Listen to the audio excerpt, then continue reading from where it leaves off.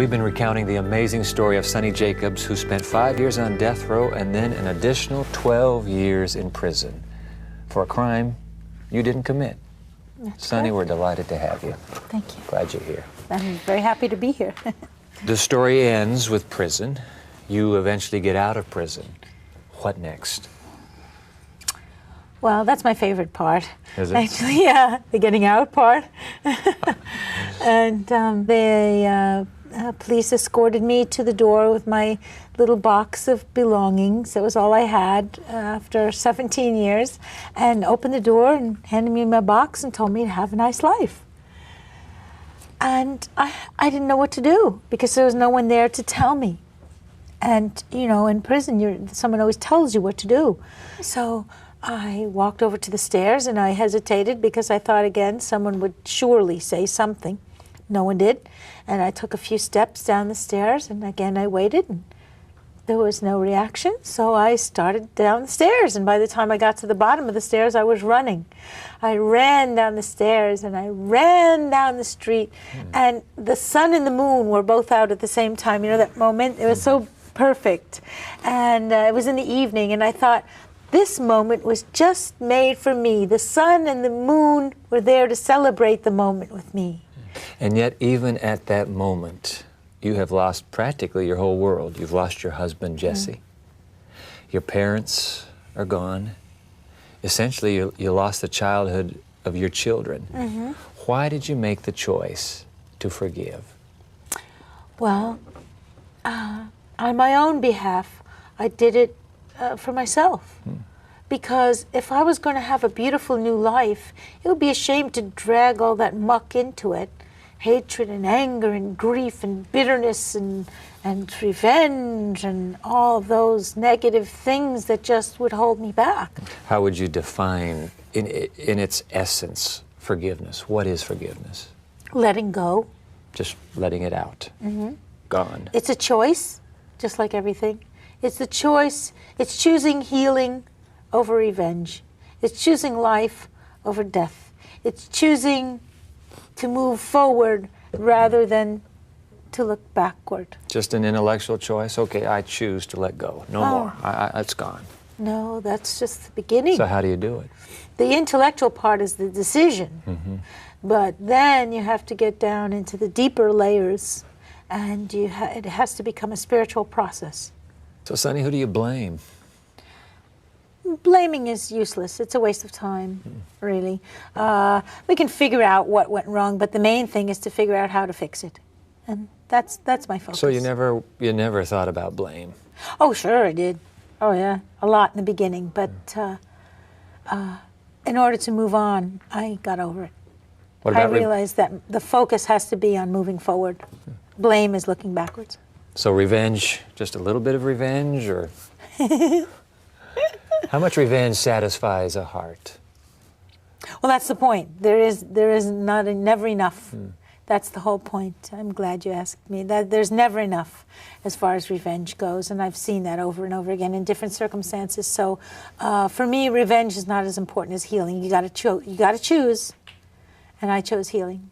I'm sure people who hear your story ask, well, why in the world is that woman not angry? You're not angry, are you? Occasionally, but that's when I realize I need to do the work again. Because anger takes the place of much more joyful things that I would rather fill my life with. And when you say do the work again, that means just revisiting forgiveness? Is forgiveness something you just keep revisiting? Yes. Okay. Yes, it's you a got to come back process. to it again and again. Yeah, it's like posture. You Stand know? up straight. Yep, Yeah. you have to, oh, there I go again. Yeah. But that's okay, because I can. The justice in all of this, where's the justice? Just us. That's it. Oh, I like that. Just us. Just us. But what's that mean? That means that if we each individually take up our responsibility to see that we are just to one another, that's the only justice we're really going to find in this lifetime. Hopefully, social justice will follow. Should I try to find justice for others? I think really if each of us concentrated on ourselves, then it would be a better job. And I can't always find justice for me. Yeah. It's sort of like a story that someone told me in Ireland about the father and daughter trapeze artists. And she said, "Don't worry, Dad, I'll look out for you and you look out for me and we'll be okay." And he said, "No, daughter, you look out for you and I'll look out for me and then we'll be all right."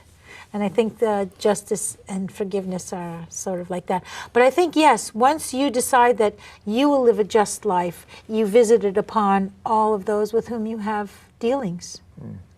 Is it possible that in this life justice sometimes is never really done? And the only justice that you can really count on is the justice that you give yourself. Justice is up to us. So punishment isn't up to us so much. Revenge, saith the Lord, I believe, shouldn't be up to us. So we have to give ourselves justice. In my personal tragedy, I got to a point where I felt that in order to honor the lives that were lost, my own life included, the lives, all the possible lives I could have had, Jesse's life, my parents' lives, my children's lives that they could have had.